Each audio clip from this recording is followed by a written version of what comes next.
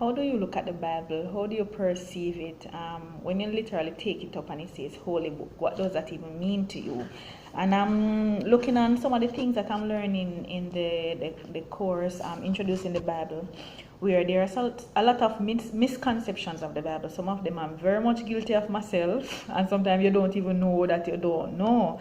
And I'm looking in terms of it. So people will say the Bible is holy, so how comes it have so much error, or how comes it have so much things where you can't make sense out of it? And sometimes you can compare different translations. So you can compare the King James version. Remember, King James is a version of the Bible, it is not the original Bible. So you can look at a King James version, and you can look at the New International Version, and you will see sometimes that they're not really saying the exact same thing.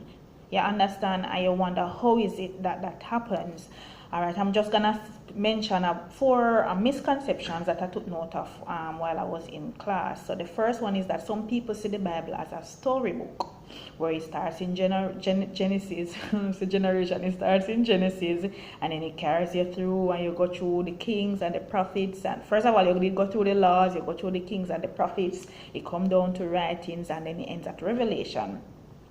That is an error, because what happens is that the Bible is not necessarily put in a chronological order, because everything did not exist in a written form from in the beginning. So what they did was, when everything was put together now, they try to group the different books. There are 66 books in the Bible. They try to group the 66 books based on what they are talking about, based on the theme. So there are times you may be reading something and you realize it's a switch going to something else, and I wonder how this is coming in. You may not understand the gap between here and here. And that is the situation. And you will also know that not every single thing that happens then is recorded in the Bible. Enough is in there so that we would believe, if you choose to believe, but not everything was written. Because I think about Adam and Eve were the first set of people. Then Cain killed Abel. Then you realize a bunch of people just appear out of nowhere. I said the only woman that was there was Eve. You understand, in the back of my head. And I expect say Cain and the mother would you understand, be fruitful and multiply. So not everything is in the Bible. So remember that. So it is not a storybook. So I was trying to read the book from Genesis to Revelation, and I kind of stuck, because I read up here, so then it changed for me here, so and then it changed for me here, so I say, all right, hold on. Let me just read in parts, or whatever I'm led, whatever I feel led to read, I will read that.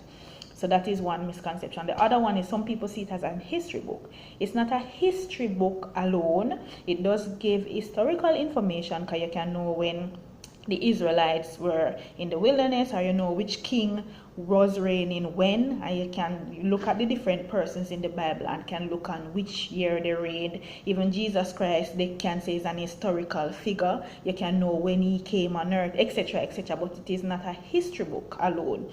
It does show how Jesus Christ was working, or God was working through human beings in whatever period of time, different era, in different culture, and so on. The third one I have, some people see it as a manual or a book of instructions, and that is a problem.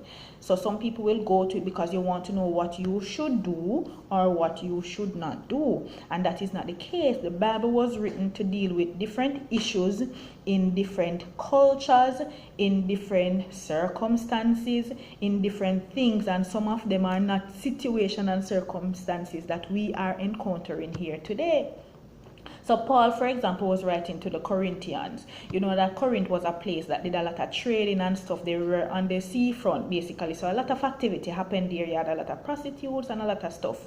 So when Paul started the church, he was encouraging, for example, some of the ladies, because they were bald-headed and stuff, some of them. He was encouraging them that when they came into the church, them to cover them head to show respect.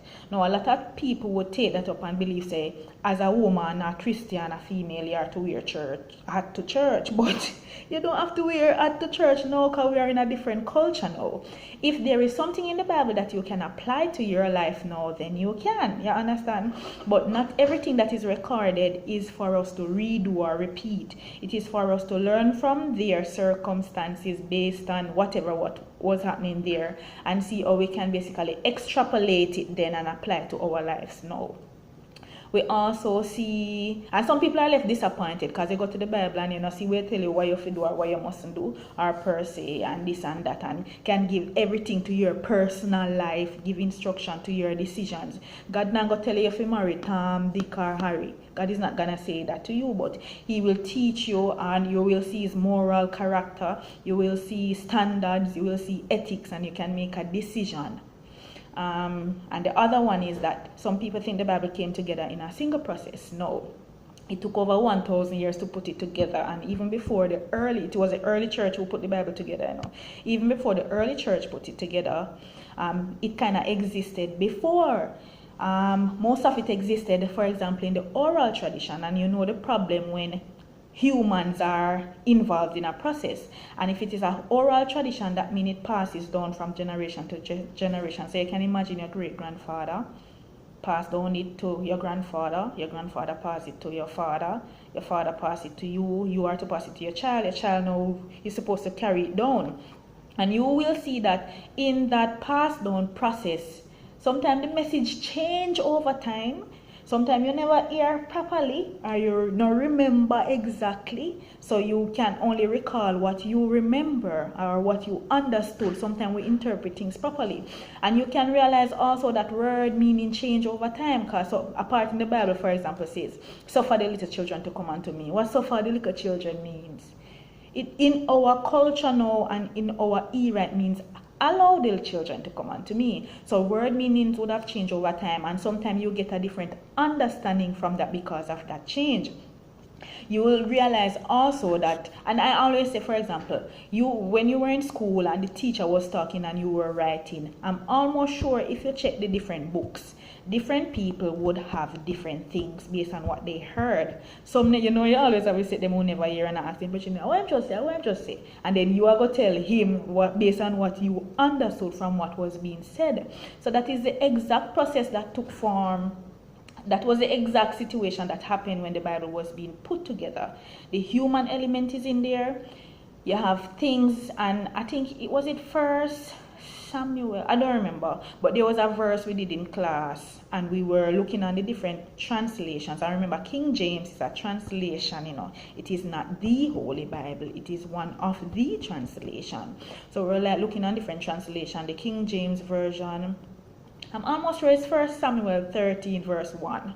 So like the NIV was saying something like Saul reigned for 2 years, and like the King James is saying Saul was 13 when he reigned for 42 something, and some versions left it out altogether. And it is because of the human element that is in there why we see some of those things.